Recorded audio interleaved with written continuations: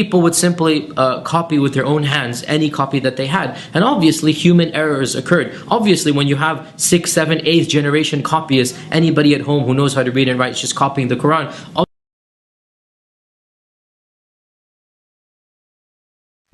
উনি কিন্তু খুব যৌক্তিক কথা বললেন। উনি বললেন যে যারা নাকি কোরআন সংকলন করেছিল তারা তো হাতে লিখতো, এবং তখন এই হাতে লিখতে গিয়ে তো ভুল ভ্রান্তি হতেই পারে, মানুষ তো ভুল ভ্রান্তির ঊর্ধ্বে।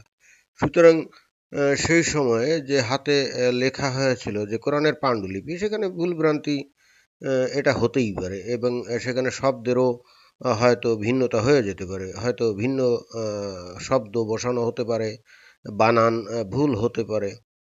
খুবই যৌক্তিক প্রশ্ন, কিন্তু মুশকিলটা হচ্ছে যে আমাদের আলেম ওলামা অথবা ইসলামিক স্কলাররা, বিশেষ করে মুসলিম দুনিয়াতে, মুসলিম দেশগুলোতে যখন তারা কথা বলেন, তখন কিন্তু তারা এভাবে কথা বলেন না। তখন তারা বলেন যে না, কোনো ভুল নাই, কোনো ভুল নাই, একেবারে dot by dot, comma by comma, অক্ষর বাই অক্ষর, শব্দ বাই শব্দ, বাক্য বাই বাক্য, everything is just quite okay, 100% perfectly preserve.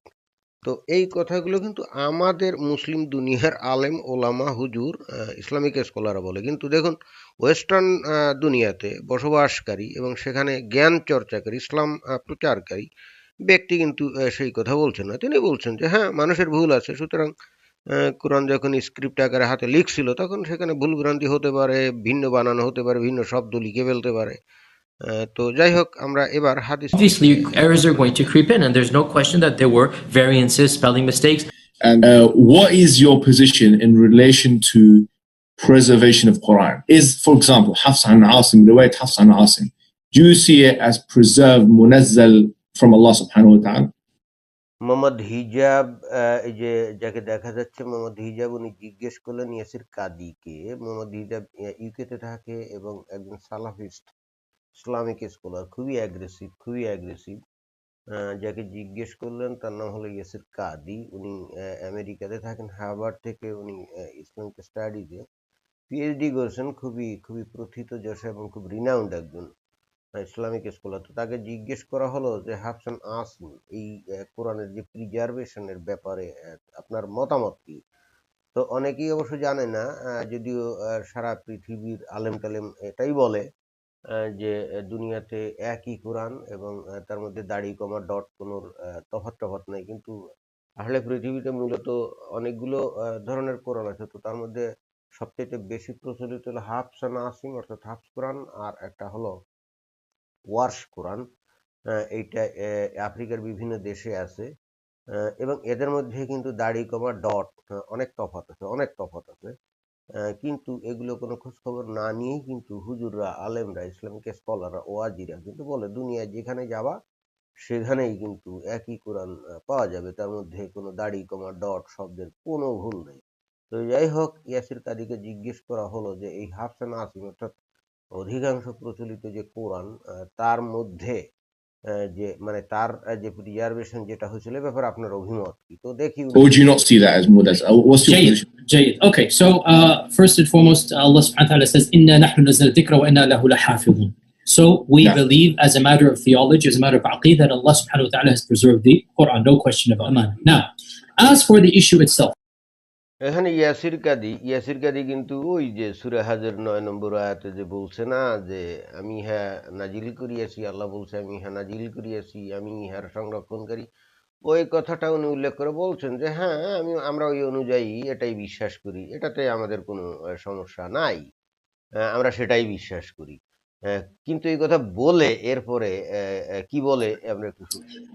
Every single student of knowledge knows, who studies ulum al-Quran, that the most difficult topics are ahruf and qira'at, and the concept of ahruf and the reality of ahruf, and the relationship of the Uthmanic Mus'haf with the ahruf, and the preservation of the ahruf. Is it 1? Is it 3? Is it 7? And the relationship of the qira'at to the ahruf. This is a topic that when you're the beginning student of knowledge, you're like, what is all of this going on here? When you go a little bit more, you learn to simply memorize what your teachers say and regurgitate it out, and you don't fully comprehend. উনি মোদ্দা কথা যেটা এখানে বললেন যে কুরআন যে preservation হয়েছিল এ সম্পর্কিত যে সোর্সগুলো আমরা দেখি, সেখানে বলা হচ্ছে বিভিন্ন হারুফে নাজিল হয়েছিল, বিভিন্ন কিরাতে নাজিল হয়েছিল, এবং পরবর্তীতে যদিও বিভিন্নভাবে আমাদের হুজুররা মানে আলেমরা বলার চেষ্টা করে ওই আহারফ কিরা আসলে একই জিনিস, ভিন্ন উচ্চারণে তখন কোরআন তারা ইয়ে করতো, তেলাওয়াত করতো। আসলে এখানে কিরাত আর আহারুফ আসলে একই জিনিস, কিন্তু যদি একটু যারা অ্যাডভান্স স্টুডেন্ট তারা যদি একটু ভালো করে পড়তে যায় তাহলে দেখবে যে এখানে কিরা আর আহারুফ কিন্তু এক জিনিস না। কিরা হলো বেসিক্যালি এই তেলাওয়াত বা উচ্চারণের বিষয়, আর আহারুফ হলে কমপ্লিটলি ভিন্ন জিনিস, এটা হলো ভিন্ন বানানের ভিন্ন শব্দ। সুতরাং মুসলিমের কাছে এটা ঠিকই আছে যে আহারুফ কিরা একই জিনিস, এটা ভিন্ন উচ্চারণ, ইটস ওকে, এটাই বিশ্বাস করবে। কিন্তু একটু অ্যাডভান্স স্টুডেন্ট হলে তখন কিন্তু এই ধরনের বক্তব্য আসলে এটা কিন্তু এত সহজে বোঝা যায় না, এবং এটা এত সহজ কিরা এবং হরফ বা আহারফ এই দুইটা যে আসলেই একই জিনিস না এটা বোঝার জন্য আমরা কিন্তু সেই আর্লিয়ার যে সোর্স অর্থাৎ সহি হাদিস আমরা সেখানে যেতে পারি। সহি মুসলিম ইসলামিক ফাউন্ডেশন অধ্যায় 7 ফাজাইলুল কুরআন 1772 নম্বর যে হাদিস, ইসলামিক ফাউন্ডেশন থেকেই আর কি। তো এখানে কি বলছে, আব্দুর রহমান ইবনু আব্দে কারি থেকে বর্ণিত, তিনি বলেন, উমর ইবনুল খাত্তাবকে আমি বলতে শুনেছি যে আমি যেভাবে সূরা ফুরকান তেলাওয়াত করি হিশাম ইবনু হাকিম ইবনু হিজাম কে তা থেকে ভিন্ন কায়দায় তিলাওয়াত করতে শুনলাম, অথচ রাসূলুল্লাহ সাল্লাল্লাহু আলাইহি ওয়াসাল্লাম এই সূরাটি আমাকে এভাবে পড়তে শিখিয়েছেন। আমি তখনই তাকে পাকড়াও করতে উদ্যত হয়েছিলাম, কিন্তু তাকে অবকাশ দিলাম। তিনি সালাম সমাপ্ত করলেন, এরপরই আমি তার চাদর দিয়ে তাকে পেঁচিয়ে ধরে রাসূলুল্লাহ সাল্লাল্লাহু আলাইহি ওয়াসাল্লামের কাছে নিয়ে এসে বললাম, ইয়া রাসূলুল্লাহ, আমি একে সূরা ফুরকান পাঠ করতে শুনেছি। আপনি আমাকে যেমন পাঠ করতে শিক্ষা দিয়েছেন তা থেকে ভিন্ন রূপ। রাসূলুল্লাহ সাল্লাল্লাহু আলাইহি ওয়াসাল্লাম আমাকে বললেন, তাকে ছেড়ে দাও, এবং তাকে বললেন, পড়ো তো। সে তখন ওই কিরাআতই পাঠ করে শোনালো যেমন তাকে আমি পড়তে শুনেছিলাম। রাসূলুল্লাহ সাল্লাল্লাহু আলাইহি ওয়াসাল্লাম বললেন, আয়াতটি অনুরূপ নাজিল করা হয়েছে। অতঃপর আমাকে বললেন, তুমি পড়ো। আমি তিলাওয়াত করলাম। তিনি বললেন, এভাবেই নাজিল করা হয়েছে। এ কুরআন 7 হরফে নাজিল করা হয়েছে, সুতরাং যার যেভাবে সহজ হয় তোমরা তা সেভাবে পাঠ করবে। এখানে দেখুন খুব ইন্টারেস্টিং একটা ব্যাপার, যে হিশাম ইবনু হাকিম সে কিন্তু সূরা ফুরকান এমনভাবে পাঠ করেছিল যেটা শুনে ওমর কিন্তু খেপে গেল। এখানে যদি শুধুমাত্র উচ্চারণগত কোনো একটা বিষয় হতো, যেটাকে আমরা কিরাত অথবা তিলাওয়াত বলি, শুধুমাত্র উচ্চারণগত বিষয় হলে কিন্তু উমর এত ক্ষিপ্ত হতো না, এবং যে কারণে সে বিষয়টার নিষ্পত্তি করার জন্য তাকে অনেকটা মানে কাপড় পেঁচিয়ে ধরে, মানে কি আসলে গলায় যে অনেকে বলে না যে গলায় গামছা দিয়ে টেনে আনা, এই কায়দায় কিন্তু উনি সেই ইবনু হিশাম ইবনু হাকিমকে উনি নবীর কাছে নিয়ে এসে অভিযোগ করলেন যে এ তো সূরা ফুরকান অমুকভাবে পড়ছে। যাই হোক, পরবর্তীতে নবী কিন্তু বললেন যে হিশাম ইবনু হাকিমকে আমি যেভাবে শিখিয়েছি সে সেভাবেই বলেছে, আর ওমরকেও বললো যে তুমিও পড়ো। তো ওমরও সেভাবে তিলাওয়াত করলো এবং বললো যে আমি এভাবেও ইয়ে করছি। এবং এখানে আবার বলছে কুরআন 7 হরফে নাজিল হয়েছে। এখানে দেখুন যে তখন সে ওই কিরাআতই পড়ে শোনালো। কিরাআত পড়ে শোনানোর মানে কি, মানে যে উচ্চারণে সে কোরআনটা পড়তো সেটাই পড়ে শোনালো। কিন্তু নবী বলছে যে কুরআন 7 হরফ, এখানে বলেনি যে কুরআন 7 কিরাআতে নাজিল হয়েছে, এই কথাটা বলেনি। তার মানে হচ্ছে কিরাআত এবং এই যে হরফ এই দুইটা ভিন্ন জিনিস। অবশ্যই ভিন্ন জিনিস। কিরাআত হলো আপনি ভিন্নভাবে আপনি উচ্চারণ করতে পারেন। উদাহরণ দেওয়া যেতে পারে যে বর্তমানে অনেক কারি আছে যারা কোরআন তিলাওয়াত করে। অবশ্যই দুইজনের তিলাওয়াত একরকম না, ভিন্ন রকম। কিন্তু শব্দগুলো তো একই উচ্চারণ, মানে তাদের শব্দগুলো তো একই, কিন্তু উচ্চারণটা হয়তো একটু ভিন্ন করে। সেটাই তাদের তফাৎ। কিন্তু এখানে বিষয়টা কমপ্লিটলি ভিন্ন। এখানে বলা হচ্ছে যে নবী বলছে যে এটা 7 ধরনের হরফ।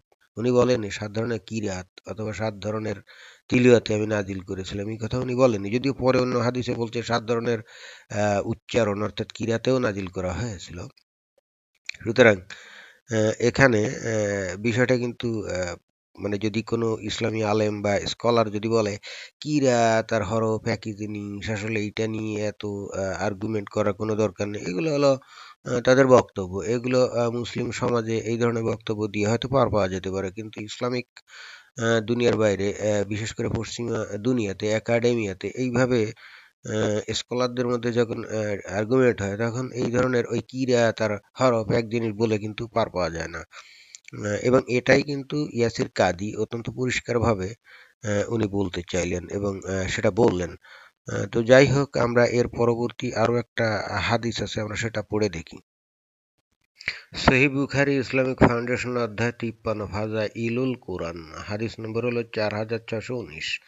এখানে বলছে আনাস ইবনু মালিক থেকে বর্ণিত, তিনি বলেন উসমান জায়াত ইবনু সাবিত, সাইদ ইবনুল আস, আব্দুল্লাহ ইবন জুবায়র এবং আব্দুর রহমান ইবনু হারিস ইবনু হিশামকে পবিত্র কুরআন গ্রন্থাগারে লিপিবদ্ধ করার নির্দেশ দিলেন এবং তাদেরকে বললেন আল কুরআনের কোন শব্দের আরবি হওয়ার ব্যাপারে জায়াদ ইবনু সাবিতের সঙ্গে তোমাদের মতবিরোধ হলে তোমরা তা কুরাইশদের ভাষায় লিপিবদ্ধ করবে, কারণ কুরআন তাদের ভাষায় নাজিল হয়েছে। দেখুন, একটু আগে এর আগের যে হাদিস, সেখানে আল্লাহর নবী বললেন যে 7 হরফে নাজিল হয়েছে। এবার বললেন কুরআন কিন্তু কুরাইশদের ভাষায় নাজিল হয়েছে। এই কুরআন যে কুরাইশদের ভাষা, এখানে যদিও আসলে অনুবাদটা দিয়ে কিছু বোঝা যাচ্ছে না, অতএব আমাদেরকে ইংরেজি অনুবাদটা দেখতে হবে বিষয়টা সম্পর্কে পরিষ্কার ধারণা পেতে। দেখুন যে এখানে বলছে in case you disagree with Javid bin Thabit, and I'll answer regarding the dialectic Arabic utterance of the Quran, then write in the dialect of Quraysh, for the Quran was revealed in this dialect. দেখুন, এখানে ভাষা বলছে না, dialect বলছে। ভাষা dialect নিশ্চয় এক না। ডায়ালেক্ট হলো ভিন্ন অঞ্চলের ভিন্ন উচ্চারণের বিষয়। যেমন যেমন একই বাক্য চিটাগাংয়ের লোক যেভাবে উচ্চারণ করবে, নোয়াখালীর লোক ভিন্নভাবে উচ্চারণ করবে, কিন্তু বাক্যটা তো ঠিকই আছে, তাই না? সুতরাং এখানে আল্লাহ নবী বলতেছে যে কুরাইশরা যে আঞ্চলিক যে তাদের উচ্চারণে আরবি ভাষা বলতো, সেভাবেই নাজিল হয়েছে। তাহলে অবশ্যই এই যে উচ্চারণ যেটা, এটাই হলো আসলে সেই কিরা। এবং আগে যে 7 হরফের কথা বললো, নিশ্চয়ই সেটা ভিন্ন। 7 হরফ মানে ভিন্ন ধরনের শব্দ, ভিন্ন ধরনের বাক্য, ভিন্ন ধরনের অক্ষর, এইগুলো, তাই না? খুব সহজে বোঝা যায় কিন্তু। When you do a deep dive is when things get very, very awkward and difficult. And this isn't new. This is from the time of the Sahaba. কোরআন সংকলনের এই বিষয়াশয়গুলোর যদি একটু গভীরে যাওয়া যায়, এই যে ইয়াসির কাদি উনি বললেন, তাহলে এই বিষয়টা কিন্তু আরো বিদঘুটে, আরো মানে অপ্রস্তুত একটা অবস্থায় কিন্তু পড়তে হয়। কারণ হচ্ছে এই যে কিরাত এবং এই যে হরফ আসলেই যে এক জিনিস না, এটা কিন্তু সেই আর্লিয়ার যে সোর্স, অর্থাৎ সেই হাদিস গুলাতে এই কিন্তু বলা হচ্ছে। এবং এই হাদিসগুলা কারা বলছেন? বলছেন তো নবী সাহাবীরা। এই জন্য উনি বলছেন যে এটা যে সাম্প্রতিক কালের কোনো আলোচনার বিষয় বা আর্গুমেন্টের বিষয়, তা আসলে না। এটা একেবারে সাহাবীদের আমল থেকে কিন্তু এটা চলে আসছে। সুতরাং এটা কিন্তু খুবই জটিল একটা বিষয়।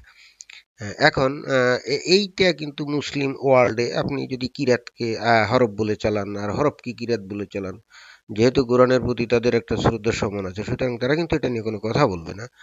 কিন্তু আপনি পশ্চিমা দেশের একাডেমিয়াতে এগুলো নিয়ে কথা বলতে গেলে তো তারা তো আপনার কিরাতকে হরফ বলে চালালে আর হরফকে কিরাত বলে চালাতে তো তারা মানবে না, কারণ তারা তো এই হাদিসগুলো পড়ে, তারা তো এই ব্যাখ্যাগুলো পড়ে এবং সেখানে দেখে যে হরফ এবং কিরা দুটো কমপ্লিটলি ভিন্ন জিনিস। হরফ কমপ্লিটলি ডিফারেন্ট শব্দ, ডিফারেন্ট অক্ষর দিয়ে নতুন কোনো বাক্য, নতুন কোনো শব্দ।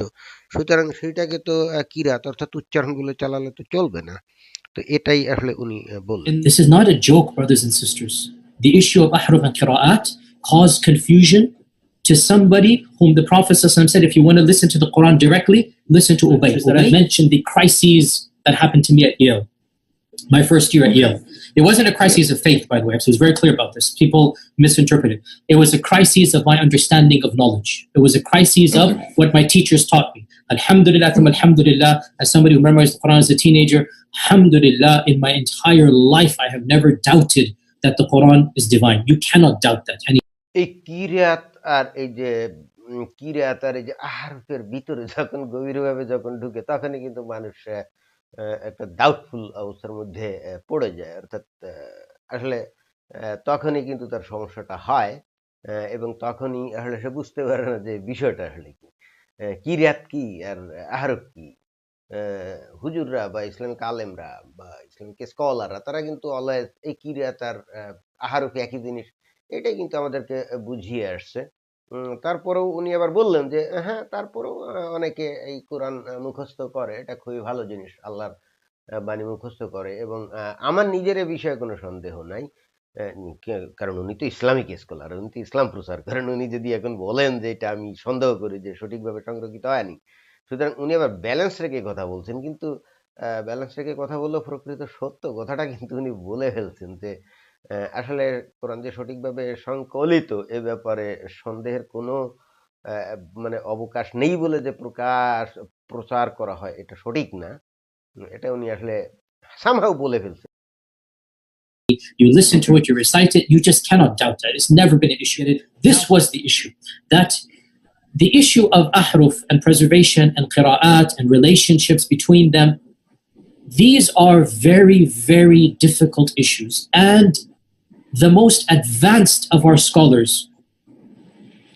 they're not quite fully certain how to solve all of the unanswered questions in there. These issues should only be discussed amongst people who know what the qira'at are and who understand some of these questions that are being raised. Traditional কিরাত এবং আহারুফের এই যে সম্পর্ক, এইটা নিয়ে যখন যারা advanced লেভেলের স্কলাররা তারা যখন এইটা নিয়ে কথা বলে, কিন্তু বেসিক্যালি তারা কিন্তু এইটা বিষয়ে তাদেরকে প্রশ্ন করা হলে কিন্তু সঠিকভাবে উত্তর দিতে পারে না। কারণ কিরাত ধরে নিলাম যে এটা উচ্চারণ, তেলোয়াত, ইটস ওকে, বিভিন্ন মানুষ বিভিন্নভাবে হয়তো একটা শব্দ উচ্চারণ করতে পারে, কিন্তু আহারুফ তো হলো সেই শব্দটা বানান। সুতরাং আপনি একটা ভিন্ন বানানের শব্দকে আপনি যদি বলেন যে এটা ভিন্ন উচ্চারণ, তাহলে তো হবে না, এবং যখন মানে অ্যাডভান্সড লেভেলের এই বিষয়গুলো নিয়ে যখন আলাপ আলোচনা হয়, তখন কিন্তু বেসিক্যালি এইটা অত সহজে আসলে মানুষকে বুঝানো যায় না, এবং যারা নাকি এগুলো স্টাডি করে তারা নিজেরাও কিন্তু মানে কনফিউশনে পড়ে যায়। উনি বস্তুত এ কথাই উনি understandings of ahruf and qira'at cannot answer some of these pressing questions that are now being poked by our people outside of, by our academics, not our, by their academics outside of the faith tradition. You see, in a Muslim environment, there's always some respect that we have for the Quran. We should. In a Muslim environment, we'll press a little bit and then we'll say, okay, khalas, sami'na wa ata'na. And that's great, alhamdulillah. When you go to academia, they don't have that red line. And they're going to just, you know, the famous story of the emperor.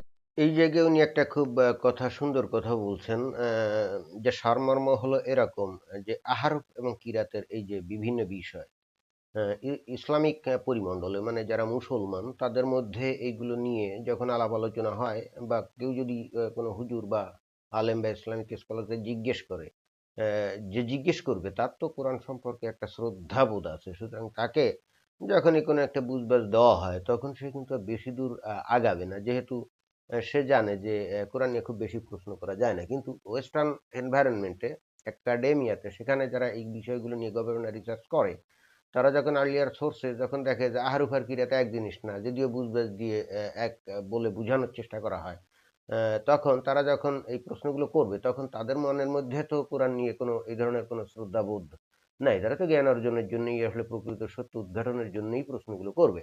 তখন তো তাদের তো এই কিরাত আর এই যে আহরুফ, এই দুইটা যে একই জিনিস, এই সমস্ত বুঝবাজ দিলে তো তারা মানবে না, এবং যদি কোনো ইসলামিক স্কলার সেই চেষ্টাটা করে তখন তো তার ক্রেডিবিলিটিটা নষ্ট হয়ে যাবে, তাই না?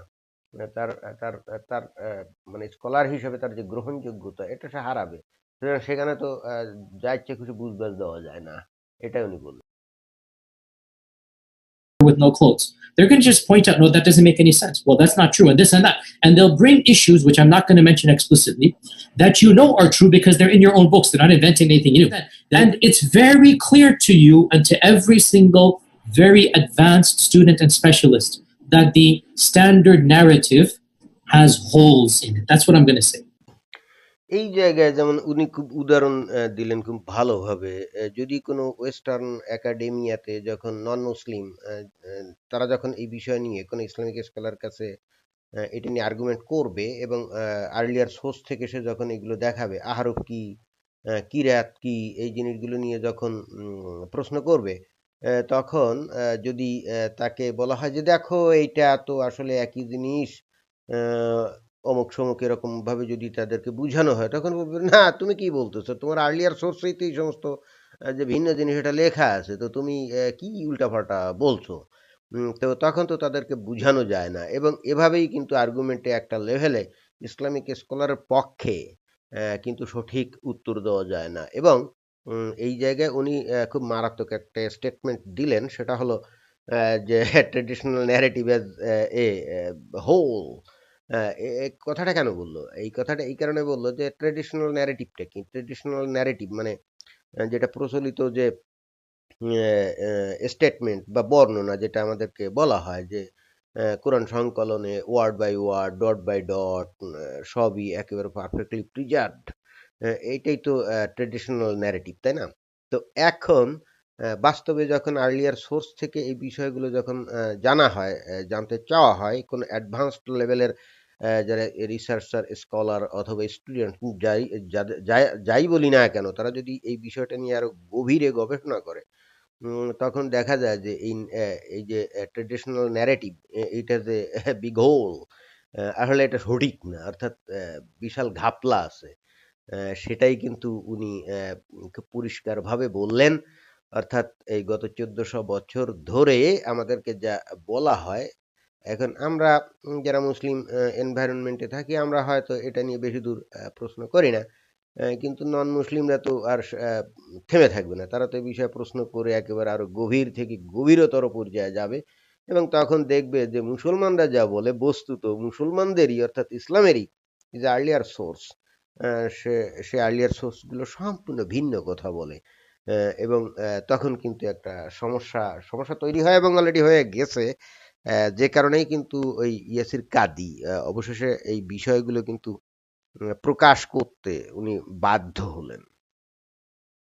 The standard narrative does not answer some very pressing questions. You know, these are now well known within the Western Academy that they're bringing forth issues. Their level of now knowledge is leaps and bounds above what it used to be, 100 years ago.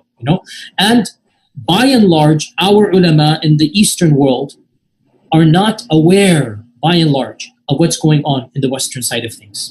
উনি বললেন যে standard narrative যেটা আছে যে কোরআনের সংকলনের ব্যাপারে, এগুলো কিন্তু অনেক প্রশ্নের উত্তর দিতে পারে না। যখন এই যে ওয়েস্টার্ন স্কলাররা যখন অরিজিনাল সোর্স ইসলামিক সোর্সে যায়, সে আর্লিয়ার সোর্সে যায়, সেখানে তারা যে বিভিন্ন বিষয় সেখানে জানে, যে বিভিন্ন ইনফরমেশনগুলো সেখানে পায়, এই এই এই যেমন এই যে আহারুফ এবং কিরাত এই বিষয় নিয়ে যখন স্ট্যান্ডার্ড ন্যারেটিভ যারা প্রচার করে, যেমন ইসলামিক স্কলার, তাদেরকে যখন এই প্রশ্নগুলোর উত্তর মানে তাদেরকে যখন এই আহারুফ এবং কিরাত আসলে বিষয়টা কি, এবং তারা যখন হাদিস থেকে পড়ে যে আসলে দুইটা তো একই জিনিস না, এটা শুধু উচ্চারণের বিষয় অথবা তেলাওয়াতের বিষয় না, এটা তো আসলে কমপ্লিটলি ভিন্ন বিষয়, তখন কিন্তু স্ট্যান্ডার্ড ন্যারেটিভ যেগুলো আছে বা এগুলো যারা প্রচার করে তারা কিন্তু এগুলোর সঠিক জবাব তারা দিতে পারেন। এবং শুধু তাই না, ইয়াসির কাদি আর একটা গুরুত্বপূর্ণ কথা বললেন।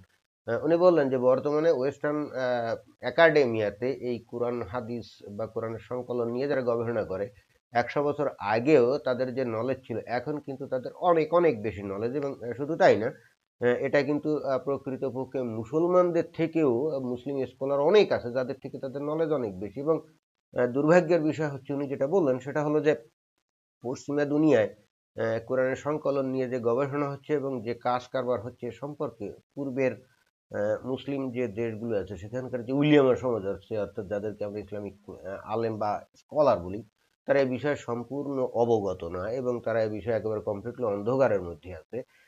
এবং সে কারণে আসলে জানে না যে ইসলামের এই মৌলিক বিষয় টিষয় নিয়ে পশ্চিমা দুনিয়াতে কি ঘটনা ঘটে যাচ্ছে, এরা এ বিষয়ে সম্পূর্ণ অন্ধকারে আছে। কিন্তু থাকলেও স্ট্যান্ডার্ড ন্যারেটিভ যেহেতু এখন তাদের প্রশ্নের উত্তর দিতে পারছে না সঠিকভাবে, তাহলে টুডে আর টুমোরোটা তো একটা সমস্যা তৈরি করবেই। এখন হয়তো পশ্চিম মানে পূর্বের মুসলিম দেশগুলো হয়তো এই বিষয়ে অবগত না, চুপচাপ আছে, কিন্তু পশ্চিমের দুনিয়াতে যখন এই বিষয়গুলো ফাইনালি প্রকাশ পেয়ে যাবে, অলরেডি গেছেও, এবং এটা নিয়ে তো এরা প্রচারণা শুরু করে দিবে, এবং তখন তো বিপদ ঘনিয়ে আসবে, এটাও নিশ্চিত। And they're not answering those questions in a manner that it needs to be answered. And this is something all of us that are in academia fully acknowledge. We actually, this issue of ahruf and qira'at has troubled the ummah from the very beginning of times, nothing new.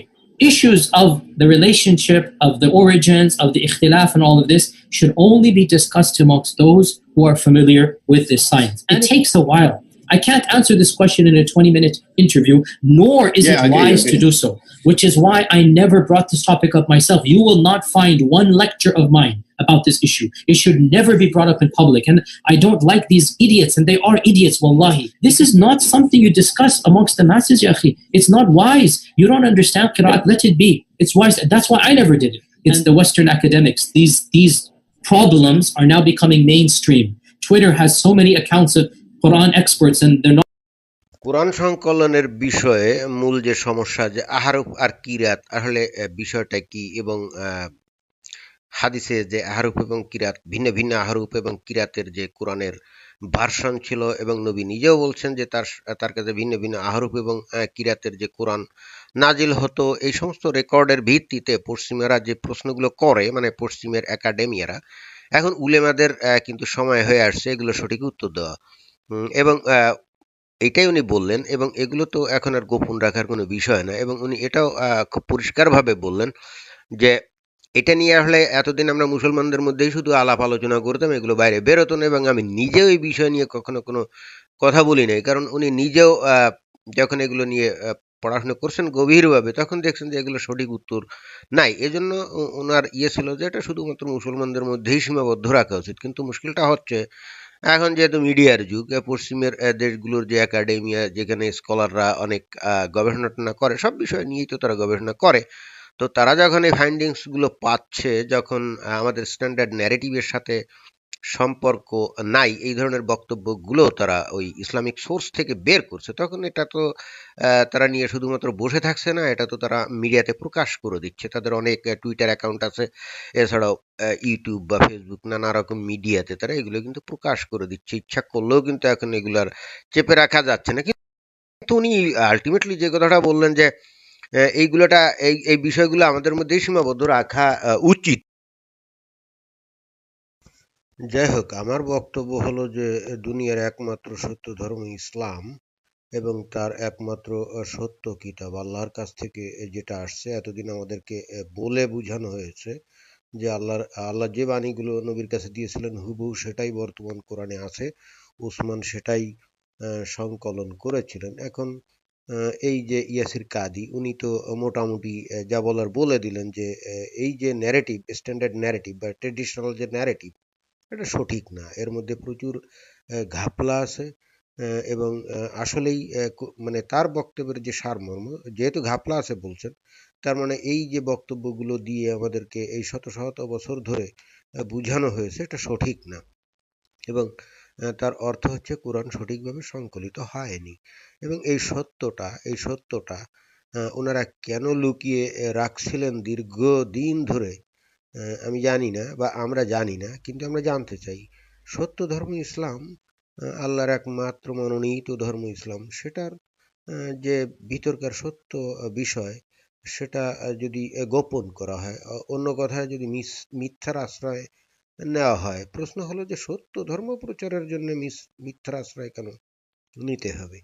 তো যাই হোক, আমি সবাইকে ধন্যবাদ জানাবো এইটার জন্য যে আপনারা ধৈর্য সহকারে এই বিষয়টা আপনারা দেখলেন, এবং আপনারা এটাও দেখতে পারছেন যে আজকে আধুনিক যুগে এই যে মিডিয়ার কল্যাণে, যেখানে যে কোনো লোক যে কোনো একটা অ্যাকাউন্ট খুলে ফেসবুকে অথবা ইউটিউবে বা টুইটারে অ্যাকাউন্ট খুলে সে তার মতামত প্রকাশ করতে পারে। এখন আর কিন্তু মেজর যে মিডিয়া, আগে যেমন টেলিভিশন বা অন্যান্য যে মিডিয়া চ্যানেলগুলো ছিল, তারা কিন্তু এখন আর মানুষের কণ্ঠস্বরকে রোধ করতে পারে না। সুতরাং দুনিয়ার সব মিডিয়া যদি একত্রিত হয়েও এই সত্য প্রকাশকে বাধাগ্রস্ত করতে চায় বা বন্ধ করতে চায়, সেটা কিন্তু সম্ভব হবে না। এই যেমন আমি এই ভিডিওটা দেখে নিজেই কিন্তু একটা ছোটোখাটো ভিডিও তৈরি করে মোটামুটি এই যে ছেড়ে দিলাম। এখন আমাকে তো আর কোনো মিডিয়া তো আমাকে বন্ধ করতে পারে না, বা আমার তো অন্য কোনো মিডিয়া কে ব্যবহার করতে হচ্ছে না। আমি আমার নিজের কথা এখানে আমি এখানে বলে দিলাম, তাই না? তো এখন এই যে ব্যক্তি স্বাধীনতা এবং মত প্রকাশের বা বাক স্বাধীনতার এই যে অপার যে সুযোগ, এই সুযোগে এখন কোনটা সত্য ধর্ম সেটা এভাবে তথ্য গোপন না করে বরং এর মধ্যে যা আছে এগুলোকে প্রকাশ করে দেওয়া হোক, এগুলোকে পরীক্ষা নিরীক্ষা করা হোক, এবং পরীক্ষা নিরীক্ষার পর যদি দেখা যায় যে yes everything is just okay, সবই ঠিক আছে, দেন এটা সত্য ধর্ম হিসাবে টিকে থাকবে। আল্লাহ নিজেই যেহেতু উনি বলছেন যে উনি কোরআনকে নাজিল করেছেন, অতএব উনিই সেটাকে সংরক্ষণ করবেন।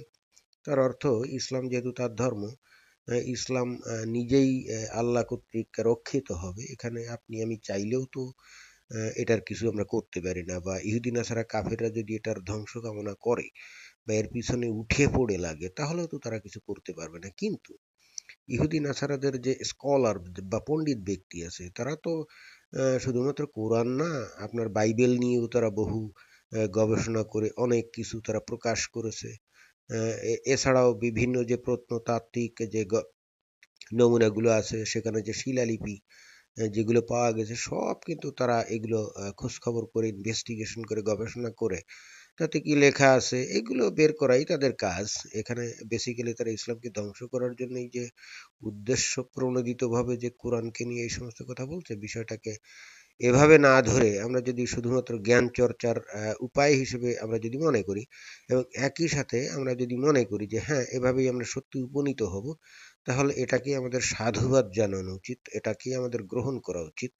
কখনোই কখনোই তথ্যকে গোপন করে, প্রকৃত ঘটনাকে গোপন করে চিরকাল জিতে আসা যায় না। সত্য এটাই উনি কখনো All চাপা Muslims থাকে না, সূর্যালোকের মতো তা ভেসে উঠবেই।